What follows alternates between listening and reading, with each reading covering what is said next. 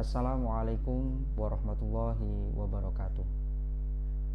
Alhamdulillah, alhamdulillahilladzi arsala rasulahu bil huda wa dinil haq liyudhhiru 'ala dini kullih walau karihal kafirun walau karihal musyrikun walau karihal munafiqun. Asyhadu an la ilaha illallah wahdahu la syarikalah wa asyhadu anna Muhammadan abduhu wa rasuluh la nabiyya wa la rasula ba'da amma ba'd. Puji syukur atas kehadiran Allah Subhanahu wa taala yang masih terus memberikan kita banyak sekali kenikmatan. Dan kenikmatan yang masih kita rasakan adalah nikmat iman, nikmat Islam, nikmat kesehatan, dan nikmat kesempatan. Alhamdulillah, kita semua masih diberi kesempatan untuk bertatap muka, bermuhasabah diri, berintrospeksi diri, agar bisa meningkatkan ketakwaan kita kepada Allah dan menjadi hamba Allah yang sami'na wa ata'na. Amin, amin ya rabbal alamin. Salawat dan salam marilah kita aturkan kepada baginda Nabi Muhammad sallallahu alaihi wasallam, suri tauladan bagi kita semua, Nabi yang telah menuntun kita dari jalan kegelapan menuju jalan yang terang benderang, yang telah menggulung tikar-tikar kebatilan dan menggantikannya dengan permadani bermadani kebajikan, yakni ad-dinul Islam. Semoga kelak kita di akhirat akan mendapatkan syafaatnya. Amin, amin ya rabbal alamin.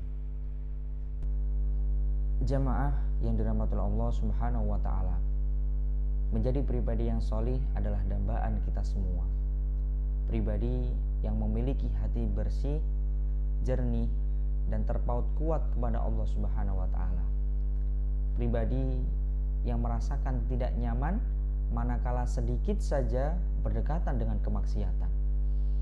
Dan pribadi yang akan segera bereaksi manakala sedikit saja lalai dari kewajibannya beribadah kepada Allah.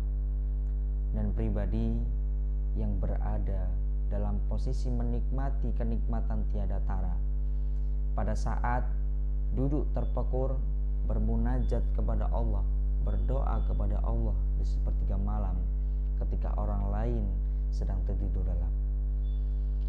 Merasakan kenikmatan saat beribadah kepada Allah adalah sebuah anugerah tiada tara, sehingga saat kemampuan untuk merasakan ibadah ini hilang, maka sesungguhnya ini adalah benar-benar kehilangan yang sangat besar, namun masih sering luput dari perhatian seorang insan. Jamaah yang dirahmati Allah Subhanahu wa taala, orang tua pasti mendambakan putra-putrinya tumbuh menjadi orang yang solih, berjodoh dengan orang yang solih pula, dan melahirkan keturunan yang soleh. Nabi Ibrahim pernah berdoa kepada Allah Subhanahu wa taala yang berbunyi, "Ya Tuhanku, anugerahkanlah kepadaku seorang anak yang tergolong dari orang-orang yang soleh." Bapak Ibu, dari sini kita bisa menilai bahwa banyak sekali keberkahan dari anak yang soleh. Salah satunya dalam hadis Rasulullah Shallallahu Alaihi Wasallam yang berbunyi, ketika orang mati maka terputuslah semua amalnya kecuali 3 perkara. Yang pertama yakni sodakoh jariah, yang kedua ilmu yang bermanfaat, dan yang ketiga adalah anak yang solih yang selalu mendoakan kedua orang tuanya. Hadis riwayat Muslim. Jamaah yang dirahmati Allah Subhanahu wa taala, selain menjadi pribadi yang solih, kita juga sangat mendambakan bisa menjadi pribadi yang muslih. Apa itu muslih? Yakni pribadi yang solih secara personal atau secara menyeluruh, sekaligus mengajak orang lain dan lingkungan menuju yang lebih baik. Dan bisa kita perhatikan, bisa kita lihat, orang yang solih pasti akan disukai oleh banyak orang. Namun tidak demikian dengan orang yang muslih. Mengapa bisa begitu? Menjadi orang yang muslih adalah suatu kemuliaan. namun sejalan dengan resikonya yang juga sangat besar. Tetapi disinilah ladang ibadah bagi orang-orang yang sudah niat, sudah ikhtiar dan berdoa agar istiqomah bisa menjadi orang yang muslim. Oleh karena itu, marilah kita tafakuri kepribadian Rasulullah Shallallahu Alaihi Wasallam. Jamaah yang dirahmati Allah Subhanahu Wa Taala, Rasulullah sejak kanak-kanak sudah terkenal memiliki pribadi yang soleh. Banyak orang yang kagum dan menyayangi beliau. Namun ketika beliau tumbuh semakin dewasa dan telah datang tugas dakwah kepada beliau, maka orang yang awalnya mencintai berubah menjadi benci.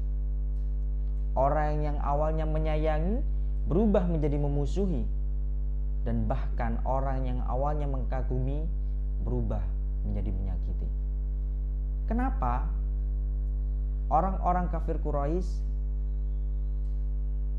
tidak lupa atas kemuliaan akhlak beliau.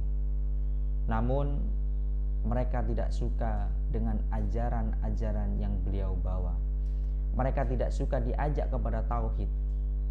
Mereka tidak suka diajak berhenti menyembah Manat, Lata dan Uzza, kemudian berhijrah menyembah Allah Subhanahu wa taala. Allah Subhanahu wa taala berfirman, "Demi masa sesungguhnya manusia benar-benar dalam kerugian kecuali orang yang beriman dan mengerjakan amal soleh." Nasihat menasihati supaya menaati kebenaran, dan nasihat menasihati supaya menetapi kesabaran. Quran surat Al-Asr surat ke-103 ayat 1-3. Kesimpulan dari kultum yang pertama adalah, yang pertama, jadi orang yang beruntung itu pertama adalah orang yang beriman. Artinya dia harus belajar agar memiliki pemahaman tentang kebenaran. Setelah paham, maka dia akan yakin dan beriman dalam hatinya. Yang kedua adalah orang yang mengamalkan pemahamannya dengan cara beramal soleh. Dan yang ketiga, nasihat menasihati kebenaran dalam kesabaran. Karena memang jamaah sekalian, mengamalkan kebenaran itu ujiannya lebih besar dari sekedar memahami atau meyakini dalam hati saja. Dan akan lebih besar lagi ujiannya manakala kita mendakwahkan kebenaran itu. Mengapa? Karena akan ada pihak-pihak yang tidak suka dengan kegiatan kita mendakwahkan kebenaran. Dan disinilah ciri-ciri dari orang yang solih sekaligus muslim. Jamaah yang dirahmati Allah Subhanahu wa taala, Rasulullah Shallallahu Alaihi Wasallam adalah sosok yang solih sekaligus muslim. Mulia akhlaknya sekaligus mengajak orang lain dalam kemuliaan akhlak. Bersih dan lurus tauhidnya sekaligus mengajak orang lain dalam tauhid yang kokoh. Berat sekali ujian yang beliau rasakan, namun sangat tinggi derajat beliau di sisi Allah Subhanahu wa taala. Jadi kita semua sangat mendambakan derajat yang tinggi pula di hadapan Allah Subhanahu wa taala, dan berdoa semoga kita bisa dijadikan hamba Allah yang solih sekaligus muslim. Amin amin ya rabbal alamin. Dan berharap semoga kita bisa menjadi hamba Allah yang sami'na wa ata'na dalam kebenaran. Amin amin ya rabbal alamin. Mungkin cukup itu kultum singkat yang bisa saya sampaikan. Mohon maaf jikalau ada salah kata dan kekurangan. Akhir kata, nun wal qalami wa ma yasturun fastabiqul khairat hayatul fatah bi ilmi wat tuqa. Assalamualaikum warahmatullahi wabarakatuh.